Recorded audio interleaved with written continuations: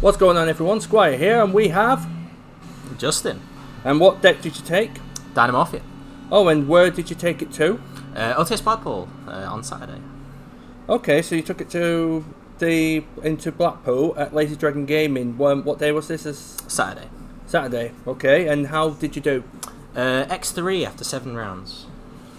X3, so 4-3. That's pretty good, that, actually. Yeah. That's pretty good. So, first of all, I just need to ask you, you entered Dinomorphia, right? How confident were you in the deck? It's a deck I've been playing for a while, ever since Battle of Chaos came out, so the first wave of support. Obviously, when we got the stuff in Dimension Force and then Intact, obviously the deck really elevated, so it was really strong after all that support, and I felt like with all the time that I've had with the deck and how I've progressed with it, I felt confident in it. Can you explain some of the card choices that you made for the event? Outside of the Dinomorphia cards, Wannabe is really nice to maybe set a trap during the end phase. Maybe something like a Solemn or an Imperm, or any of the extra Dinomorphia cards that you may need. Deck Lockdown, which some people I know play as a side card, is really, really good going first, as it does lock out a lot of the meta from using the deck, as they like to search, and special summon from the main deck. Double Crossout is mainly just an add-on for Dinomorphia Intact to stop them from Ash Blossoming any of the fusion traps, aka Domain and Frenzy, to kind of force them to go through. And that's it, really, I guess. So when you got there, how did you feel? What was your feelings and mental state when you arrived and you saw all these players? Obviously, before I saw like who was there, felt confident. Obviously, I knew my deck really well, so I felt confident knowing that. Obviously, I saw like some pros and Jess Robinson, the European champion. It started to be a bit nervous in case I got any of them in any of the rounds, and let that affect my scores, if you get what I mean.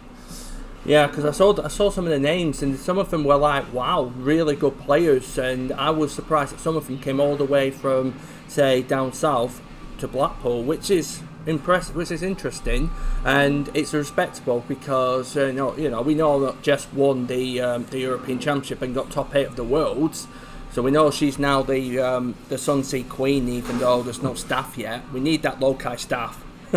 Someone make it, please. So your matchups, what was your matchups, if you remember? I had a lot of variety in the matchups I had. Like, there was only one deck out of the lot that I faced multiple times, and that was Runic Sprite Fairhire. I faced that twice. Every other deck I played once.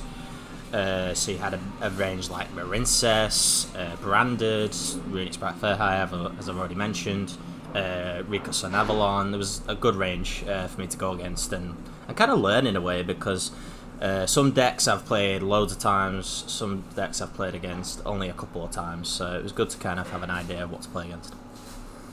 So round 1, 2, 3, 4, 5, 6. Well, what matches did you win and what matches did you lose? Yeah, so round 1 was against Marincess, won that 2-0. He didn't really know Dinomorphia too well, so it was just a case of seeing what he put up and trying to work around it. He often made the Toad off of Bahamut Shark, which if I could maneuver my deck around, I could easily bait the Toad out. Round 2, I was up against Branded, against a guy who ended up finishing, I think it was 10th in the event, and Rexstern was massive, the big boy fusion, as a lot of the times he just couldn't out it, and the times when he did have an out to it, I had protection for it, which was really nice. Ended up winning that 2-1. And then I faced Simon He in round 3. Really, really good player on Runic Sprite Fairhire. Didn't open too well game 1, so it was a quick loss on that front, but then won game 2 due to having protection for Rex. Game 3 was kind of back and forth, but he did take it towards the end. That was my first loss of the tournament.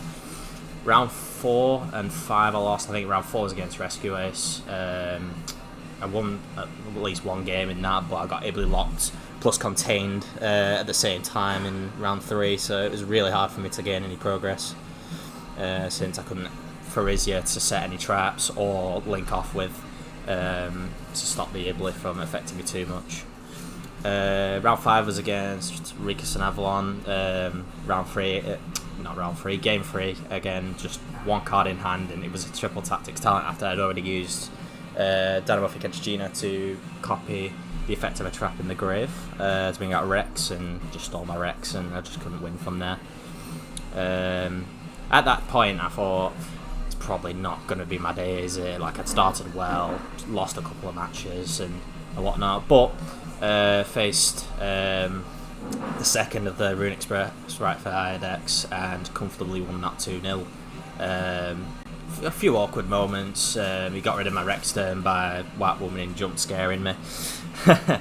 And then it was quite simple, that one. But then round 7, final round, was against D-Link, which he didn't know Dinomorphia too well, but he did have some outs to my stuff, but I eventually stole that 1-2-1.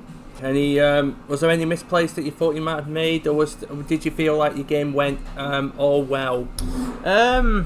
I guess the first sort of misplay that was quite evident was trying to solemn judgment branded in red when Branded Lost was up on field. But luckily in that match it didn't really affect me too much. Went on to win it. That was like the most obvious one. I can't really remember off the top of my head. That there was probably misplays at the end of the day, but I can't remember off the top of my head. Well, as long as you remember Deck Lockdown was on the field. But you remember Dinomorphius existed, right? Yeah, of course I did. And obviously, Refi sent it off. I have to say that somebody asked about that, so I've got to put it on. Yeah. In any of the games, did you ever get to 1 life point? And if you didn't, what was the lowest life point you ever got to? So funnily enough, I've been at 1 life point multiple times. And recently on a feature table here at Geek Retreat Blackpool. It was against... Who was it against? It was against Aaron, who was on Ricus and Avalon. Got to 1 life point. And it's always really funny when that happens, just to basically let you point out of pretty much every monster fail other than monsters that have 0 attack. It was funny, that. It was funny. It was one of the matches I wanted to get on TV table for that 1 life point, and luckily we got it. That's your only reason. It was the best reason. Yeah. Any changes that you would make to any future events to the deck? I'm not, I know myself that I'm not great when utilising the side deck, so obviously when I took to Facebook and asked my fellow Dinomorphia brethren what changes could be made to the deck, that I had literally this same deck list that we've got here. They questioned Dark Ruler in the side, because really the deck going second, you Dark Ruler, but you're also relying on maybe an Evenly at the same time, which is two of the 6 cards in hand, so you've lost a third of your hand just trying to out the board. So I'm thinking of maybe changing that for something a bit more of a board breaker. Maybe getting some Lightning Storms could help, or maybe getting Dark Holes into the side might be a nice little option to have, as I have a playset of that, so it could be something I could utilise. And there's 2 more questions, obviously. One of them is a shout outs, obviously, and the other one is, can you tell us about the team that you've joined? Yeah, I'll start with the team I've joined. So I've joined a team called Inf Inc. TV. I met 2 of their team at Manchester MegaCon. Quite new, obviously, to streaming, and it's not just Yu-Gi-Oh! They stream. They do stuff like Dead by Daylight and Cuphead, and I'd been communicating ever since MegaCon with them, just obviously sharing Yu-Gi-Oh! Secrets, them wanting to know more about Dinomorphia, since they did have the core, but obviously they didn't really understand it as well as I do. And eventually they were like, would you fancy joining the team? So I was like, yeah, sure. I'm obviously laying down the blueprints for regional season, which we're now in. And last but not least, shout outs. Literally everyone here at Geek Retreat. This has been my new home, my new locals. As I started my Yu-Gi-Oh! Journey up in Southport at Dyson Decks, which is now shut down, I think.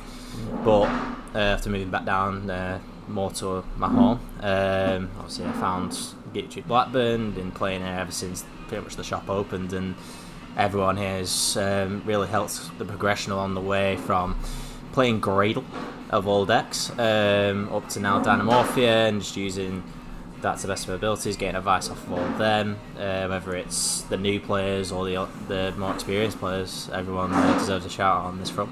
For those who don't know, Geek Retreat Blackburn host Yu-Gi-Oh! Tournaments on Wednesdays at 6:30 PM, so come down to have a go and see if you can win. Once a month, at the end of the month, we always have a title belt on the line just for a laugh. You get a picture with it if you win.